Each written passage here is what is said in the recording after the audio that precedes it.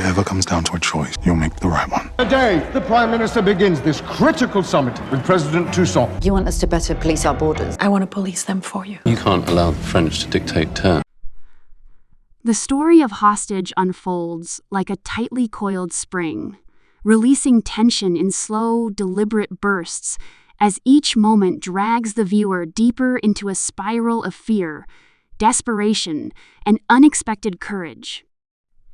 It begins on a quiet evening when the sun seems reluctant to disappear behind the city skyline, as if sensing the storm that is about to swallow the lives of several ordinary people in extraordinary ways. At the center of the chaos is a man who once believed he had turned his back on a life filled with danger, only to be pulled back into its clutches when a violent incident disrupts everything he thought he had left behind. His world shifts in seconds, and a single mistake becomes the spark that ignites an entire chain of events, pushing him into a deadly game where every move must be calculated, every breath controlled, and every decision weighed against the cost of human life. What makes the situation even more haunting is how quickly normalcy turns into terror. A family expecting a peaceful night suddenly finds themselves trapped in their own home, held against their will by strangers whose motives seem to blur between greed, vengeance, and blind panic. The walls that once symbolized safety now feel like a cage closing in around them. Each member of the family responds differently. Some cry silently, others try to remain brave, and one attempts to negotiate with the captors, hoping that empathy will outweigh violence. But the criminals themselves are splintered, divided by internal arguments and clashing personalities, creating a volatile environment ready to explode at any second. As minutes pass, their desperation grows, and even they begin to fear what they are capable of doing. Meanwhile, the protagonist battles an internal war of his own. He knows the only way to save the hostages is to confront the darkness he once ran from, the skills he swore he would never use again. Memories he buried long ago claw their way back, reminding him of the mistakes that shaped him and the losses that still haunt him. Each flashback blends with the present, building emotional weight as he steps back into the role he abandoned.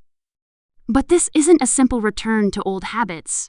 It is a reckoning with the parts of himself he feared most.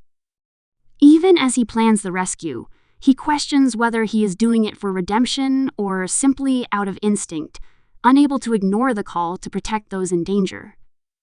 The more time passes, the more blurred the line becomes between duty and guilt, bravery and obligation.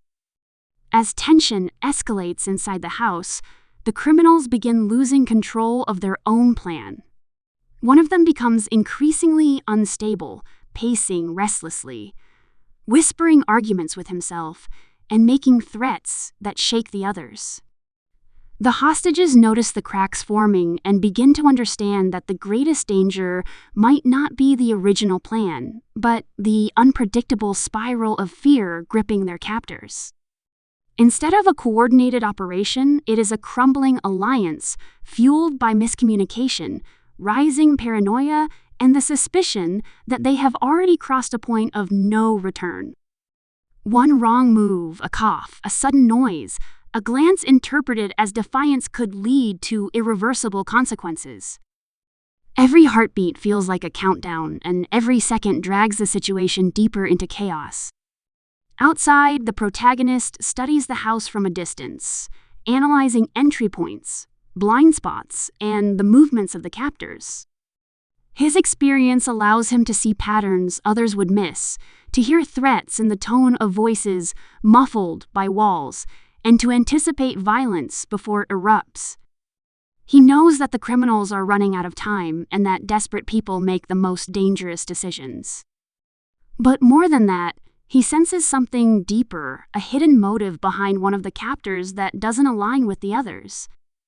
It becomes clear that this isn't just a random crime, but the result of a long-buried grudge resurfacing in the worst possible way.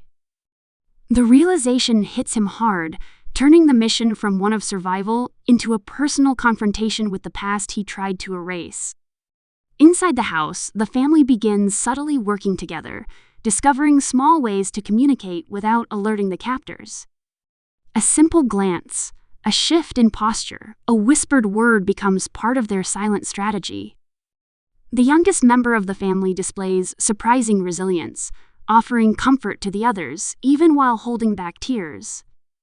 Another uses small tricks to distract the captors, buying precious minutes that might make the difference between life and death. This unpredictable cooperation frustrates the criminals, increasing their aggression while making them more careless, a combination that could either doom everyone or open the door for escape.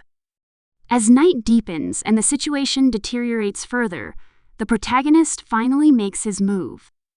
He slips inside the property with caution sharpened by years of experience, each step placed with precision. Shadows become his allies, silence his weapon. The tension becomes suffocating as he gets closer to the hostages, hearing their muffled cries and the captors' arguments growing more violent. When he finally enters the house fully, the atmosphere explodes with confrontation. The criminals react with fury and fear, firing blindly and shouting threats, but the protagonist navigates the chaos with a calmness earned through trauma and discipline. It becomes a battle not just of strength, but of timing, strategy, and emotional control. In the heart of the confrontation, the unstable captor becomes the greatest threat. His unraveling mental state turns him into a wild card, acting unpredictably and lashing out at both hostages and fellow criminals.